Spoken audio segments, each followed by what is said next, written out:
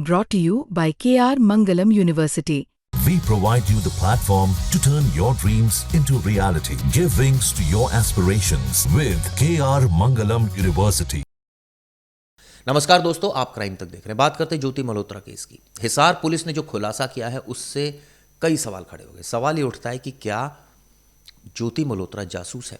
सारी मीडिया उसको जासूस बता रही है, ये बता रही है कि पाकिस्तान में उसने शादी कर ली, लेकिन हिसार पुलिस ने क्लेम बिल्कुल क्लियर कर दिया। उन्होंने कहा कोई शादी नहीं की और कोई उसके पास ऐसे सैन्य दस्तावेज नहीं मिले। इसका मतलब क्या है?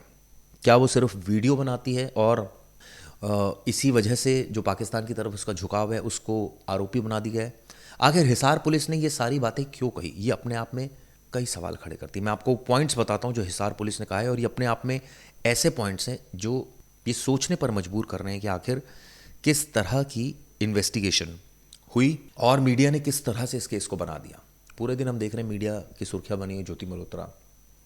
कोई उसको स्पाई बता रहा है, कोई उसको उसके बारे में कोई बयानबाजी कर रहा है, लेकिन जो हिसार पुलिस ने इन्वेस्टिगेशन की वो बताता हूँ।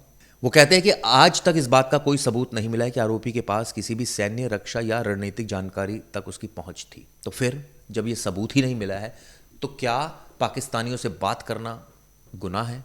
क्या वो जो पाकिस्तानियों से बात कर रही थी, क्या वो कोई ऐसी जानकारी उनसे शेयर कर रही थी इन जानकारियों के अलावा जो हमारे देश की सुरक्षा के लिए एक तरह से खतरा है?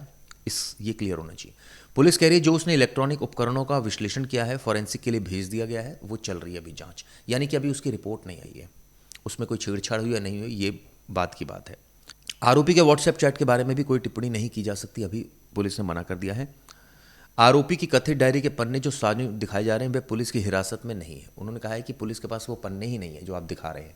अब पता नहीं कौन से पन्ने आप दिखा रहे हैं, कब के पन्ने दिखा रहे हैं। आरोपी के 4 बैंक अकाउंटों की विस्तृत जांच चल रही है। 4 बैंक अकाउंट का पता चला है ज्योति मल्होत्रा के। ऑब्वियसली यूट्यूब से कमा रही थी तो 4 बैंक अकाउंट क्यों हैं, किस किस के हैं, ये भी साफ होना चाहिए।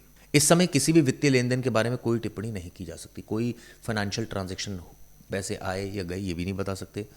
हालांकि आरोपी कुछ व्यक्तियों के बारे में जानता था और उनके संपर्क में था, लेकिन वर्तमान में किसी आतंकी संगठन के साथ किसी भी संबंध को इंगित करने के लिए कोई प्रत्यक्ष सबूत नहीं है।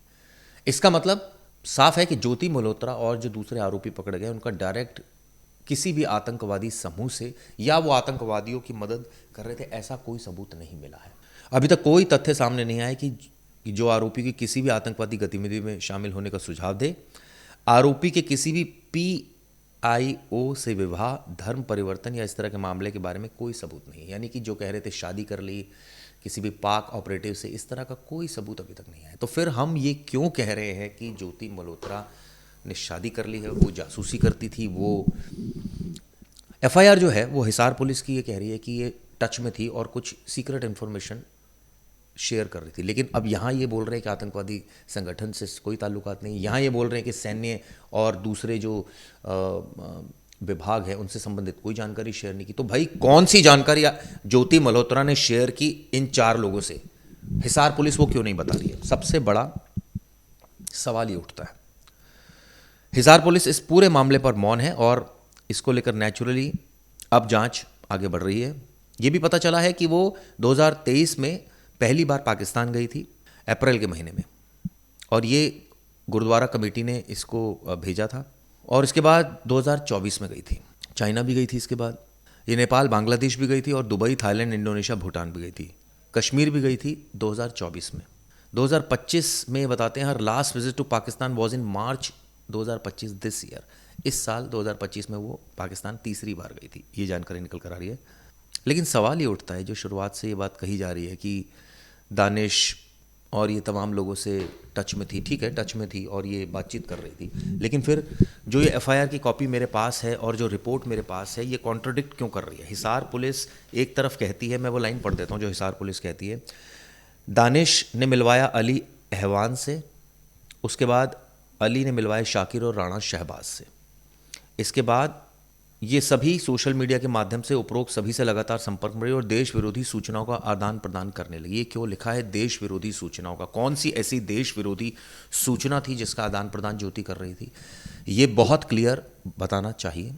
एक तरफ आप ये कह रहे हैं और एक तरफ कल जो आपकी रिपोर्ट है, मैं वो भी पढ़ रहा हूँ हिसार पुलिस की, वो ये कह रही है।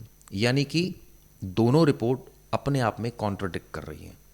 ये देखिए जो रिपोर्ट पुलिस ने यानी कि हिसार पुलिस ने जो शेयर की है, कल जो प्रेस कॉन्फ्रेंस की है, वो कहते हैं जी 16 मई को हिसार पुलिस ने ज्योति को अरेस्ट किया और ज्योति मल्होत्रा कुछ पीआई उसके संपर्क में थी और कुछ सूचनाओं का आदान प्रदान किया गया था। ये 18 मई के बाद ही पहला प्रेस नोट है, आपको बता दूं मैं। इसके पास से 3 मोबाइल फ़ोन, एक लैपटॉप, कुछ अन्य इलेक्ट्रॉनिक गैजेट्स मिले हैं, 3 मोबाइल फ़ोन मिले हैं।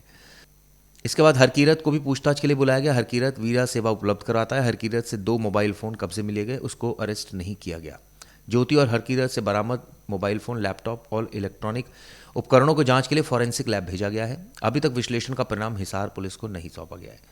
हिसार पुलिस इस मामले में गहनता से जांच कर रही है। प्रोटोकॉल के अनुसार कोई केंद्रीय जांच संस्थाओं ने भी आरोपी ज्योति से पूछताछ की है। यह भी देखा जा रहा है कि अनुसंधान के दौरान प्रिंट, इलेक्ट्रॉनिक और सोशल मीडिया पर बहुत सी तथ्यहीन खबरें चल रही है। देखिए ये बिल्कुल साफ कर दिया उन्होंने और ये कहा है कि ऐसे मामलों में सीधे तौर पर राष्ट्रीय सुरक्षा को ये तथ्यहीन खबरें प्रभावित कर रही है। प्रिंट, इलेक्ट्रॉनिक और सोशल में फैली हुई कुछ अफवाहों का खंडन करते हुए कुछ जो पॉइंट्स दिए हैं पुलिस अधीक्षक हिसार ने, वो मैं आपको बताता हूँ।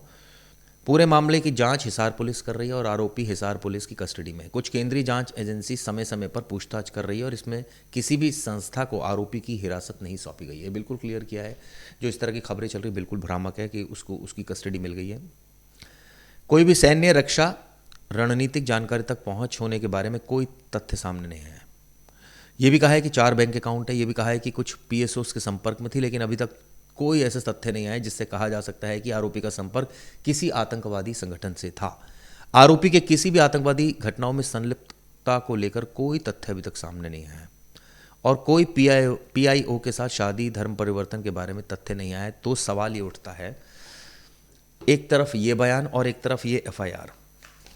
इस एफआईआर में ये कहते हैं कि सभी से लगातार संपर्क में रही और देश विरोधी सूचनाओं का आदान प्रदान करने लगी।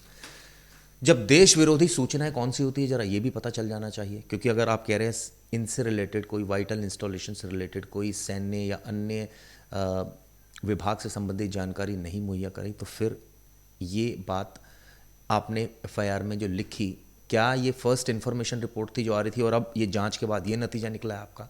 यानी साफ है कि दाल में कुछ काला है या पूरी दाल काली है, ये तो बात की बात है। लेकिन ये साफ है कि हिसार पुलिस ने एफआईआर यानी फर्स्ट इन्फॉर्मेशन रिपोर्ट, जो पहली इन्फॉर्मेशन आई थी वो ये थी कि ये सूचनाओं का आदान प्रदान कर रही है, और जो अब एक रिपोर्ट आई है जो कल, वो रिपोर्ट ये कह रही है कि कोई सबूत नहीं मिला है। तो हम इसको माने सच या इसको सच माने, आप पर छोड़ता हूँ।